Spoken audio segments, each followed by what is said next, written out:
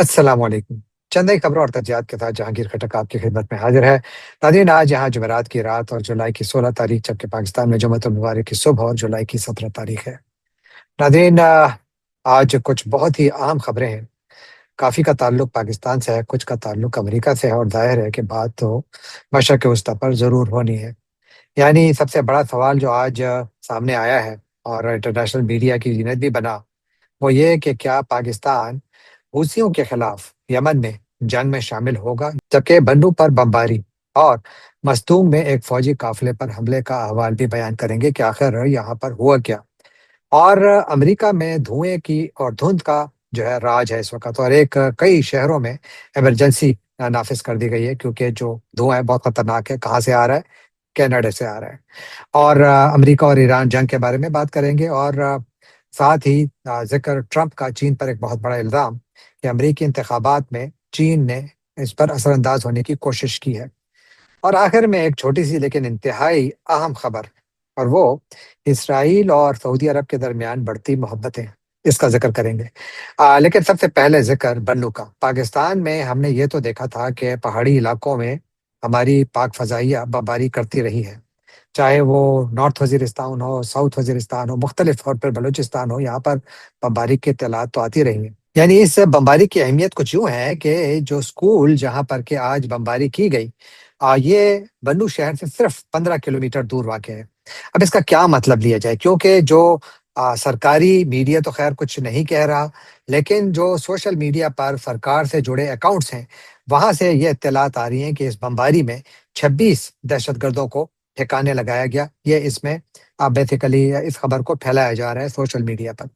लेकिन जो इंडिपेंडेंटली ये बात कहीं से वेरीफाई नहीं हो रही। कुछ मेरे दोस्त जिनका ताल्लुक बन्नू से है, मैं उनको देख रहा था, तो वो भी ये कह रहे थे कि कोई ऐसी इत्तला है नहीं, शायद ये स्कूल उस वक़्त खाली था।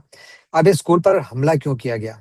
क्या इसकी ये वजह है कि गुज़श्ता 4-5 दिनों से एक वीडियो सोशल मीडिया पर वायरल है, जहाँ पर के कुछ तालिबान एक स्कूल के क्लासरूम में बैठे हैं, और कुछ लोगों का ख़्याल ये है कि शायद ये वही स्कूल है जहाँ पर के ये वीडियो फ़िल्माई गई थी, और शायद इसीलिए इस पर बमबारी की गई। अब इसको हम 2 तरीकों से देख सकते हैं। एक तो ये कि हमारी जो टॉलरेंस का लेवल है वो इस हद तक नीचे चला गया है कि हमें जहाँ भी दहशतगर्द नज़र आए, तो हम पाकिस्तान के पास जो मोहलिक तरीन हथियार हैं, वो उनके खिलाफ इस्तेमाल करेंगे, और इसीलिए पाक एयर फ़ोर्स का इस्तेमाल किया गया। और इसका दूसरा जो ज़ाविया है वो ये है कि जो हमारी नेशनल सिक्योरिटी स्ट्रैटेजी है, वो इतनी नाकाम हो चुकी है कि दहशतगर्द हमारी अपनी हुकूमत के ख़्याल में और रियासत के ख़्याल में अब वो हमारे मेजर गैरिसन टाउन से सिर्फ 15 किलोमीटर दूर आ बैठे हैं, और वो इस बात को अब ज़रूरी समझते हैं कि यहाँ पर बमबारी की जाए। मेरा ख़्याल है बड़ा अजीब-सा वाक़या है, और यकीनन सवालात तो इस बात पर उठते हैं कि आखिर यहाँ पर कोई ऑपरेशन भी किया जा सकता था। क्या ये शॉर्टकट था, या इसके अलावा कोई चारा नहीं था? अब इसका जवाब देने वाला इसलिए कोई नहीं है कि इस बमबारी के हवाले से सरकारी तौर पर कोई ऐलान ही नहीं किया गया। यानी अगर आप किसी से पूछें तो शायद बहुत सारे लोग इसको माने भी ना, और फिर ये भी कहा जा सकता है कि शायद ये एआई जनरेटेड वीडियो है, जो कि इस वक़्त सोशल मीडिया पर वायरल है। और इससे मुताल्लिक आज बन्नू शहर के इलाके में 3 मुख्तलिफ इलाकों से बुनियादी तौर पर 3 लाशें मिली हैं, नामालूम अफ़राद की। ये मालूम नहीं कि कौन है, लेकिन ये तीनों लाशें लगता है कि हालिया दिनों में इनको भी मारा गया, लेकिन इनके बारे में भी कोई इत्तला नहीं कि कौन है। तो कोई यूँ बन्नू का इलाका जो है, ये अब दहशतगर्दी का एक बहुत बड़ा ठिकाना बन चुका है, और दहशतगर्दों का निशाना बन चुका है, और इसके दिफा के लिए अब पाकिस्तान को एयर फ़ोर्स इस्तेमाल करना पड़ रही है, अगर ये इत्तलात दुरुस्त हैं। और अगर ये इत्तलात दुरुस्त नहीं है, तो मेरी ये यानी दस्त-बदस्ता हमारे जो रियासती हुक्काम हैं उनसे ये रिक्वेस्ट होगी कि खुदारा हमें इस बात पर मजबूर न कीजिए कि हम सोशल मीडिया अकाउंट्स को फ़ॉलो करते हुए जो खबरें हैं, उनकी हकीकत मालूम करने की कोशिश करें। अगर हुकूमत की जानिब से ऐलान हो, तो कम से कम आपके पास एक सरकारी बयानिया होता है। यहाँ पर अब सरकारी बयानिया सिरे से है ही नहीं, क्योंकि इससे जो मिस इन्फॉर्मेशन और डिसइन्फॉर्मेशन जो फैलती है, शायद वो अनइंटेंशनली हो, यानी किसी की ये ख्वाहिश ना हो, लेकिन गलती से हो सकता है। तो उसको दूर करने के लिए बेहतर तरीका ये है कि खुद ऐलान किया जाए। और इसी तरह मस्तूंग के हवाले से बलूचिस्तान में आज बहुत ज़्यादा एक वीडियो वायरल है, और हर तरफ से मुख्तलिफ अकाउंट से ये खबरें आ रही हैं। लेकिन यहाँ पर अब जो हमारे रियासत से जुड़े जो हमारे सोशल मीडिया अकाउंट्स हैं, जनरली वो इस पर खामोश हैं। लेकिन जो बलोच अलहदगी पसंदों के अकाउंट्स हैं, वो ओवर ड्राइव में है इस वक्त, जहाँ से ये इत्तला दी जा रही है कि मस्तूंग के करीब कोई 14 बसों का एक काफिला जा रहा था, जिसमें पाक फौज के जवान چھٹیوں پر جا رہے تھے، اور ان کو یہاں پر ایمبوش کیا گیا اور وہاں پر کافی فائرنگ ہوئی۔ اب اس پر دو قسم کے بیانیے آ رہے ہیں۔ ایک بیانیہ وہ آ رہا ہے کہ اس حملے میں کم از کم 3 فوجی شہید ہوئے اور کافی زخمی بھی ہوئے، اور ایک بس کے جلنے کی بھی ویڈیو ہر طرف نظر آ رہی ہے، کہ جس کے بارے میں کہا جا رہا ہے یا دعویٰ کیا جا رہا ہے کہ وہ بس ان بسوں میں سے ایک بس ہے جس کو کہ پھر حملہ آوروں نے جلا دیا۔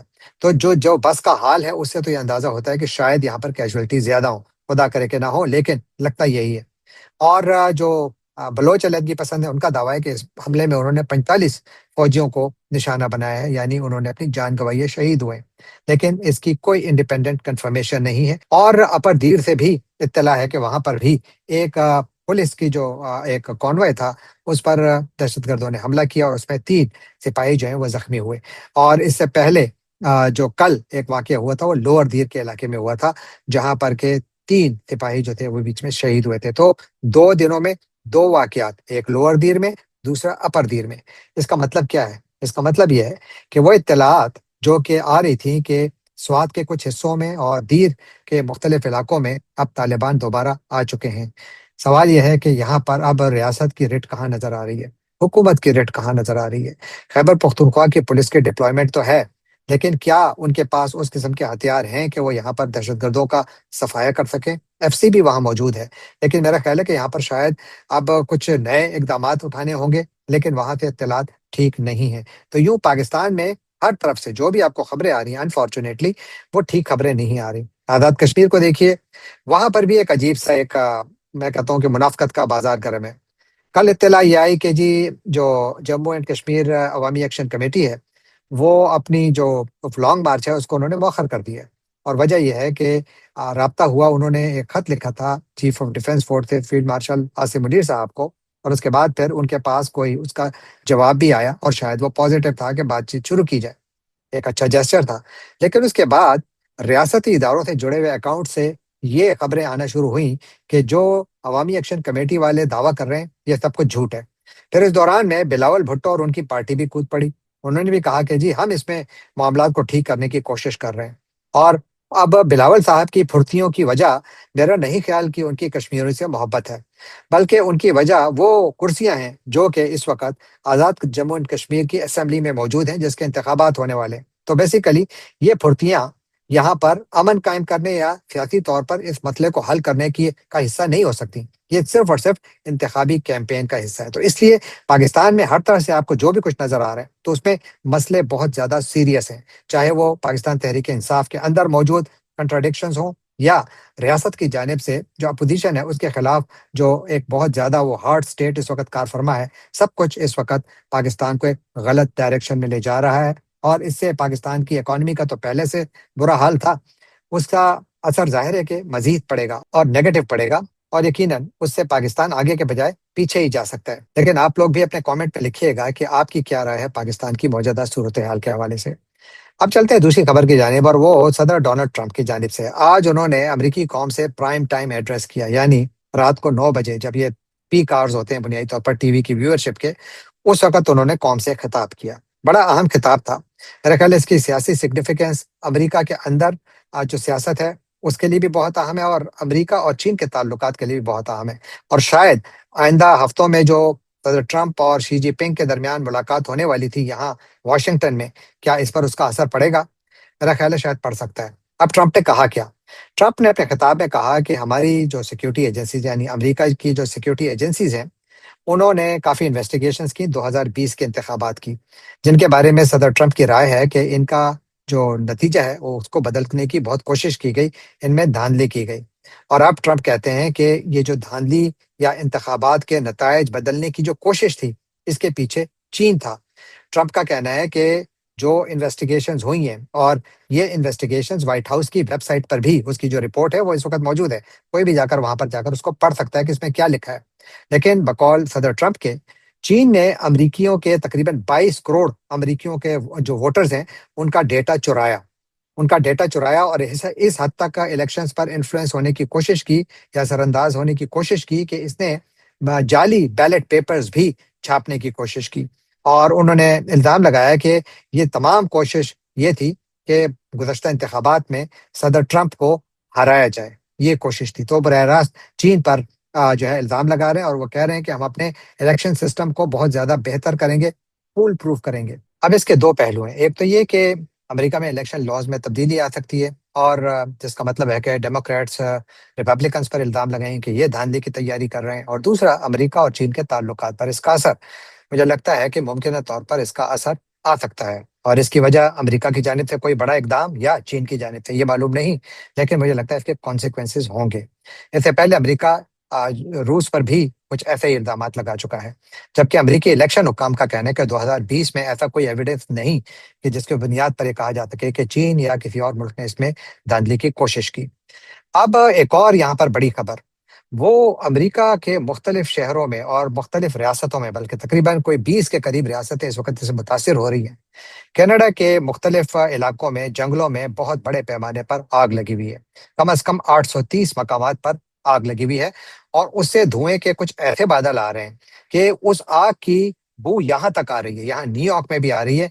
हमें ये ताकीद की गई है शहरी इंतजामिया की जानिब से कि अपने घरों की खिड़कियां बंद रखें और बाहर जाने की ज़्यादा यानी ज़रूरत नहीं है, क्योंकि जो धुआं है वो अपने साथ डेंजरस पार्टिकल्स भी ला रहा है, इस आग से जो निकले हैं।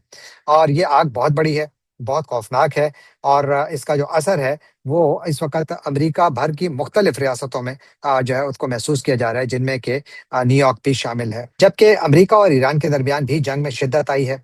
आज इत्तलात ये हैं कि अमेरिका ने ईरान के सिविल इंफ्रास्ट्रक्चर को निशाना बनाया है, जिसमें कि पुल, कम से कम 2 बड़े पुल और रेलवे लाइन्स को निशाना बनाया गया है। इत्तलात ये भी हैं कि तेहरान पर भी हमले हुए हैं, वहाँ पर भी बमों धमाकों की आवाज़ें सुनाई दी हैं, और जो सरकारी मीडिया है वो कह रहा है कि कम से कम अब तक अमरीकी बमबारी में 30 ईरानी जाँ बहक हुए हैं।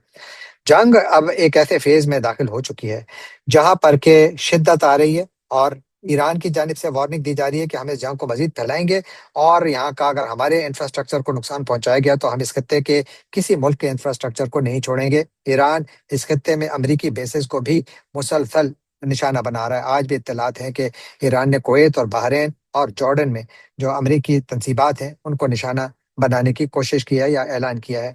और अब देखते ही हैं कि ये जंग किस तरफ जा रही है, क्योंकि जहां ये जंग जारी है और जो अहदाफ हैं वो फिलहाल महदूद हैं, मेरा ख्याल है खास हद तक रखा जा रहा है दोनों जानिब से। लेकिन साथ इत्तलात ये भी आ रही हैं कि बातचीत के दरवाजे बंद नहीं हुए, जो बहुत अच्छी बात है। आज व्हाइट हाउस ने भी ये ऐलान किया कि अमेरिका बातचीत के खिलाफ नहीं है, लेकिन चूंकि ईरान वादों से इनहराफ कर रहा है बकौल व्हाइट हाउस के, तो इसलिए उसके खिलाफ ये कार्रवाई की जा रही है, और वो आपने हुर्मुस में जो शिप ट्रैफिक है उसको रोकने की कोशिश कर रहे हैं। गुज़श्ता 24 घंटों के दौरान कम से कम 13 शिप्स आपने हुर्मुज़ से गुजरे हैं, लेकिन वहां पर मामलात बहुत बिगड़े हुए हैं, और शायद ये ज्यादा मजीद बिगाड़ की तरफ जाए। और इसी दौरान जो यहाँ अमेरिका में जो पेट्रोल और डीजल की प्राइसेस हैं वो भी बढ़ना शुरू हो गई हैं। आज पहली मरतबा कई हफ्तों के बाद डीजल की कीमत अमेरिका भर में जो नेशनल एवरेज थी वो $5 फी गैलन थी, जो कि हाईएस्ट है गुज़श्ता कई दिनों के बाद। और इसी तरह आज ईरान ने एक गुडविल जेस्चर भी दिखाया, और एक अमरीकी खातून जो कि बुनियादी तौर पर ईरानी है, ईरानी नजाद अमरीकी खातून को उन्होंने रिहा कर दिया और अमरीका के सफर की इजाजत दी, जिस पर सदर ट्रंप ने ईरान का शुक्रिया भी अदा किया। तो बातचीत भी हो रही है, लेकिन मुझे लगता है कि एक दूसरे को बिछाड़ने के लिए और एक दूसरे पर इन्फ्लुएंस डालने के लिए सब कुछ हो रहा है। जबकि जंग में शिद्दत और फैलाने की जो ईरान धमकी दे रहा है, अब उसकी जो वजाहत है वो मजीद आ रही है हूसियों की जानिब से। जो हूती बागी हैं उन्होंने आज रॉयटर्स ने खबर दी है कि ईरान ने हूती बागियों को कहा है कि आप बाबुल मंदब को बंद करने की तैयारी करें। बाबुल मंदब वो सरहदी पानी की राहदारी है जो कि बुनियादी तौर पर बहर अहमर को मिलाती है अरेबियन सी के साथ। और यहाँ पर अगर इसको भी बंद कर दिया गया, और आपने हरमुज पहले से तकरीबन बंद है, तो यहाँ पर दुनिया की इकॉनमी पर इसका बहुत ज़्यादा नेगेटिव असर पड़ेगा, और ईरान अगर ऐसा करता है तो इससे ये जंग मजीद फैलेगी। और सऊदी अरब पहले से हूथियों पर हमले कर चुका है, और हूथियों ने आज भी ऐलान किया है कि अगर हम पर दोबारा हमला किया गया तो हम सऊदी ऑयल रिफाइनरीज को और उनका जो ऑयल का इंफ्रास्ट्रक्चर है उसको निशाना बनाएंगे। अगर हूथी ये करते हैं तो ये सवाल मैं पहले भी कई मरतबा उठा चुका हूँ, लेकिन आज ये सवाल रॉयटर्स ने भी एक बड़ी तफसीली रिपोर्ट में उठाया है। वो कहते हैं कि पाकिस्तान के लिए शायद अब चॉइसेस कम होती चली जा रही हैं कि वो इस जंग में अब कोई साइड ले। इसकी वजह ये नहीं कि पाकिस्तान चाहता है कि वो साइड ले, बल्कि इसकी वजह ये है کہ پاکستان کے پاس شاید چوائس نہیں ہے، کیونکہ پاکستان نے جس طریقے سے سعودی عرب کے ساتھ ایک دفاعی معاہدہ کیا اور اس میں ڈکلیئر کیا کہ سعودی عرب پر ہونے والا حملہ پاکستان پر ہونے والے حملے کے طور پر تصور کیا جائے گا، تو پھر پاکستان سعودی عرب کے دفاع میں جائے گا۔ اب اگر سعودی عرب پر حوثی باغی حملہ کرتے ہیں تو پاکستان ان کے دفاع کے لیے جنگ میں کودے گا؟ یہ بڑا سوال ہے۔ پاکستان اپنی افواج پہلے سے وہاں بھیج چکا ہے۔ میرا خیال ہے کہ پاکستان کے پاس اب ڈپلومیٹیکلی چوائسیز کم ہو رہی ہیں۔ پاکستان اپنا جو ثالثی کا سٹیٹس ہے یا بطور ثالث جو پاکستان کا سٹیٹس ہے، میرا خیال ہے کہ وہ بہت جلد کھو دے گا اگر یہ حوثیوں کی جانب سے سعودی عرب پر حملے جاری رہے، کیونکہ پاکستان اس وقت بیک وقت ثالث بھی ہے اور سعودی عرب کا اتحادی بھی ہے، دو کردار ادا کر رہا ہے، لیکن یہ زیادہ دیر چلے گا نہیں۔ سعودی عرب کے ساتھ دفاعی معاہدہ اسلام آباد کی جو سفارتی غیر جانبداری ہے اس کی گنجائش کو محدود کرتا چلا جا رہا ہے، یعنی پاکستان اب زیادہ دیر غیر جانبدار نہیں رہ سکتا، جبکہ اگر سعودی عرب اور حوثیوں کی جنگ مزید پھیلتی ہے تو پاکستان کو ثالثی کے بجائے اپنے اتحادی سعودی عرب کا ساتھ دینا پڑے گا۔ تو یوں اگر یہ جنگ پھیلتی ہے تو شاید پاکستان کے پاس چوائسیز بہت کم ہوں گی۔ پاکستان کے لیے ایک بہت بڑا امتحان شروع ہو چکا ہے، دیکھتے ہیں کہ امتحان پاکستان کو کہاں لے جاتا ہے، بطور ثالث یا بطور ایک فریق اس پوری جنگ میں یا اس تنازع میں۔ اور پھر چلتے ہیں آخری خبر کی جانب۔ بہت انٹرسٹنگ خبر ہے، چھوٹی سی خبر ہے لیکن میرا خیال ہے بہت کانسیکوینشل خبر ہے۔ آج سعودی عرب کا ایک ٹیلی ویژن چینل ہے العربیہ ٹی وی، جو کہ بیسیکلی ایک انٹرنیشنل چینل ہے، ریاض بیسڈ ہے، اور آج اس میں ایک بہت انٹرسٹنگ انٹرویو جو ہے وہ چلایا گیا۔ کس کا انٹرویو تھا؟ یہ اسرائیلی صدر کا انٹرویو تھا، یعنی آئزیک ہرزوگ کا انٹرویو سعودی نیشنل ٹی وی پر چلا، اور جو یہ انٹرویو تھا یہ یعنی بنفس نفیس ہوا، یعنی العربیہ کی جو جرنلسٹ تھیں وہ اسرائیل گئیں اور یروشلم میں اسرائیلی صدر کے ساتھ ان کے دفتر میں بیٹھ کر انہوں نے انٹرویو کیا۔ تو ایک تو اس کی اہمیت اس حوالے سے بہت زیادہ اہم ہے کہ for the first time probably ایک سعودی نیشنل ٹی وی پر ایک اسرائیلی صدر کا انٹرویو آ رہا ہے۔ اب اس انٹرویو میں انہوں نے کہا کیا، یعنی آئزیک ہرزوگ نے کہا کیا؟ تو انہوں نے کہا جی کہ ہم اس بات کی امید رکھتے ہیں کہ سعودی عرب کے ساتھ ہمارے تعلقات ٹھیک ہوں گے، اور وہ کہتے ہیں کہ میں کراؤن پرنس محمد بن سلمان کا بہت احترام کرتا ہوں، اور یہ کہ اسرائیل اور سعودی عرب کے درمیان تعلقات کو نارملائز کرنے کی ضرورت ہے۔ پھر انہوں نے یہ بھی کہا کہ جو سعودی عرب اور اسرائیل کے درمیان تعلقات کو نارملائز کرنے کی کوششیں تو شروع ہو چکی تھی، لیکن جب غزہ کی جنگ شروع اس کے بعد پھر سب کچھ سٹال ہو گیا، یعنی رک گیا، اور پھر سعودی عرب نے یہ شرط رکھی ہے کہ جب تک ایک آزاد فلسطینی ریاست نہیں بنے گی اسرائیل کے ساتھ ہماری بات چیت نہیں ہو سکتی۔ لیکن یہ غیر معمولی انٹرویو ہے جو کہ ایک ایسے وقت چلا جب اس خطے میں جنگ ہے، جب اس خطے میں اس جنگ میں اسرائیل ایک بہت بڑا فریق ہے، جب اس خطے میں کم از کم دو مسلمان ملکوں کی زمین پر اسرائیل قابض ہے، اور جب غزہ آج بھی تباہ حال ہے اور روزانہ کی بنیاد پر وہاں پر کوئی نہ کوئی ایسا واقعہ ضرور ہوتا ہے جہاں پر کہ کوئی نہتا فلسطینی اپنی جان سے جاتا ہے۔ لیکن اس انٹرویو میں ہرزوگ نے کہا کہ میری نیک تمنائیں غزہ کے لوگوں کے ساتھ ہیں، ان کا بھی یہ حق ہے کہ وہ اچھی زندگی گزاریں۔ بڑے اچھے الفاظ انہوں نے کہے، لیکن شاید انہوں نے غزہ کی تصاویر نہیں دیکھی کہ وہاں پر ان کی حکومت نے وہاں پر کیا کیا ہے، اور انہوں نے ایران پر بہت زیادہ یعنی الزام لگایا کہ وہ اس کے اوپر اعتماد نہیں کیا جا سکتا ایگریمنٹس کے حوالے سے، لیکن انہوں نے صدر ٹرمپ کی قیادت میں مکمل یعنی اعتماد کا اظہار کیا۔ تو یوں یہ ایک بہت ہی انوکھا انٹرویو ہے، بہت امپورٹنٹ انٹرویو ہے، اور اب اس سے آپ کیا مطلب اخذ کرتے ہیں یہ میں I would love to see your comments. اب آپ اپنے کامنٹ میں لکھیے کہ اس انٹرویو کو کس نظر سے دیکھا جا سکتا ہے۔ کیا یہ ایک عام صحافتی، کیونکہ ایک انٹرنیشنل چینل ہے، وہ کسی کو بھی انٹرویو کر سکتا ہے، یا ان حالات میں سعودی عرب کے نیشنل ٹی وی پر اس قسم کا انٹرویو چلنا چاہیے یا نہیں؟ اور امید ہے کہ آپ اپنے کامنٹس میں اپنی رائے ضرور دیں گے۔ جانے سے پہلے آپ سے ایک مرتبہ درخواست کہ اگر آپ نے ابھی تک اس چینل کو سبسکرائب نہیں کیا تو اس چینل کو سبسکرائب کیجئے، لائک کیجئے، شیئر کیجئے، کامنٹ کیجئے، اور بیل آئیکن کو کلک کرنا نہ بھولیے گا۔ اسی طریقے سے آپ اس میری چھوٹی سی کوشش کو سپورٹ کر سکتے ہیں۔ آپ کا بہت بہت شکریہ۔